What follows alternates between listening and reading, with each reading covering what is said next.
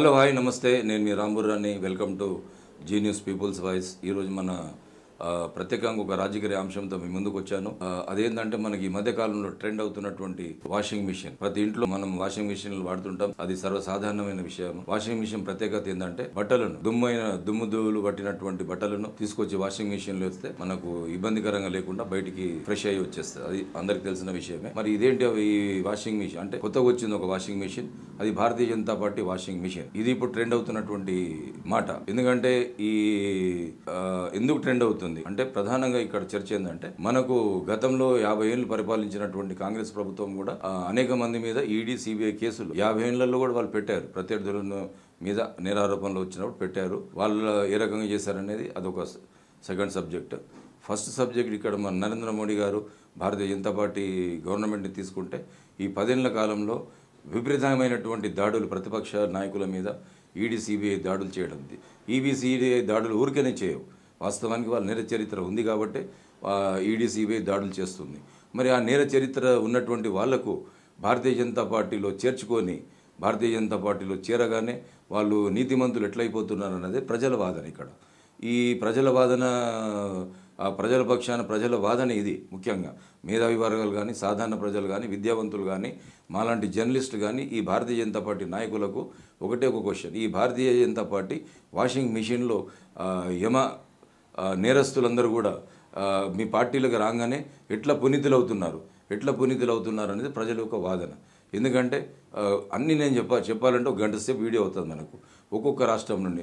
ఇప్పుడు ప్రజల యొక్క ప్రశ్న, మేధావుల ప్రశ్న, లేదా ఈ జిఎస్టీ రూపంలో నిజాయితీగా వడ్డీ కడుతున్న వాళ్ళ ప్రశ్న, ఈ లక్షల కోట్ల రూపాయలు, వేల కోట్ల రూపాయలు కుంభకోణాలు ఇతర పార్టీలు ఉన్నప్పుడు నేరచరిత్ర కలిగినటువంటి అనేక మంది, ఒక 50 మంది లిస్ట్ తీయగలుగుతాం.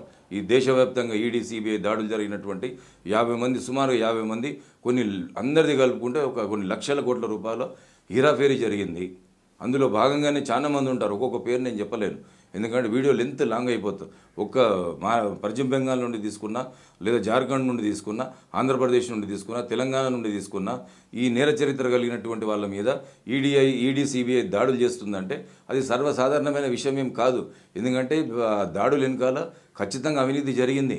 ఆ అవినీతి జరిగినటువంటి వాళ్ళని భారతీయ జనతా పార్టీలు ఎంతమంది చేరారు? మరి భారతీయ జనతా పార్టీలో అంతమంది చేరిన తర్వాత వాళ్ళకు మళ్ళీ టికెట్లు ఇవ్వడం జరిగింది.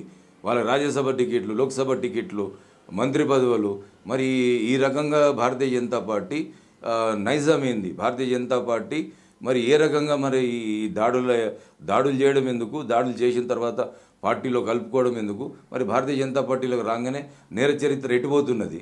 ఆ నేర చరిత్ర అంతా వాళ్ళందరిది ఏమవుతున్నది? ఈ కేవలం అధికార పక్షం అధికార దాహంతో, అధికారం కోసం ఇటు ప్రజల మీద పెడుతున్నటువంటి ప్రతి జిఎస్టీ చెల్లింపుదారుడు కానివ్వండి, ప్రతి పౌరునికి మీద జిఎస్టీ పడుతుంది. పెట్రోల్ రూపంలో, అనేక వస్తువుల రూపంలో, బట్టలు కొనడానికి పోతే జిఎస్టీ, ప్లాట్లు కొనడానికి పోతే జిఎస్టీ.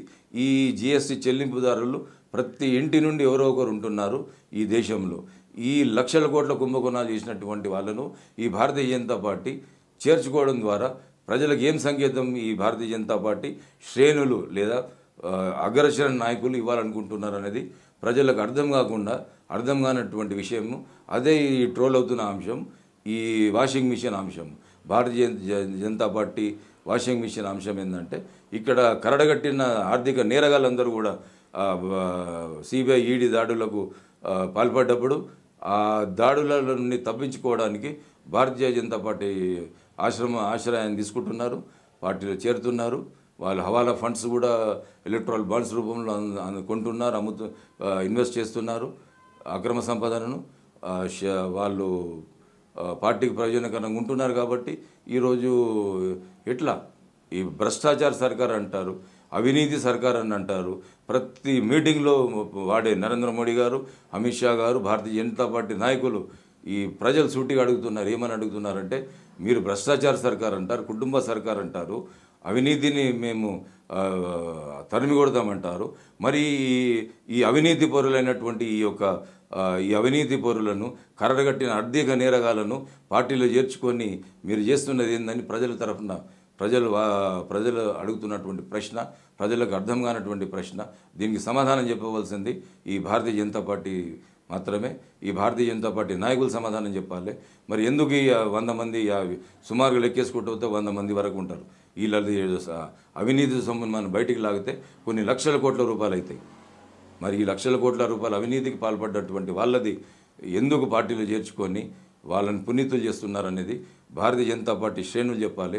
ఈ Bharatiya Janata party washing machine యొక్క మరి దాంట్లో ఆ వాషింగ్ మిషన్లో అంటే ఆ పార్టీలో చేరగానే ఎట్లా పునీతులు అవుతారు, ఈ టెక్నాలజీ కొత్త టెక్నాలజీ ఏందనేది, మరి వాళ్ళ సిద్ధాంతాలు ఏంటనేది ప్రజలకు చెప్పవలసిన అవసరం ఉందనేది ప్రజల యొక్క డిమాండ్. కాబట్టి ఈ వీడియోలో ఎక్కువ లెంత్ కాకుండా నేను సూటిగా ప్రశ్నలు ఈ భారతీయ జనతా పార్టీ నాయకులకు మేము అడిగేది ఒకటే ప్రశ్న సూటిగా ఒక జర్నలిస్ట్గా ఏంటంటే ఈ భారతీయ జనతా పార్టీలో చేరుతున్నటువంటి ఈ అవినీతి పరులందరికీ కూడా ఆశ్రయం కల్పించి ఏం సంకేతాలు భారతీయ జనతా పార్టీ ప్రజలకు ఇవ్వదలుచుకున్నది అనేది నేను అడగదలుచుకున్నాను సూటిగా.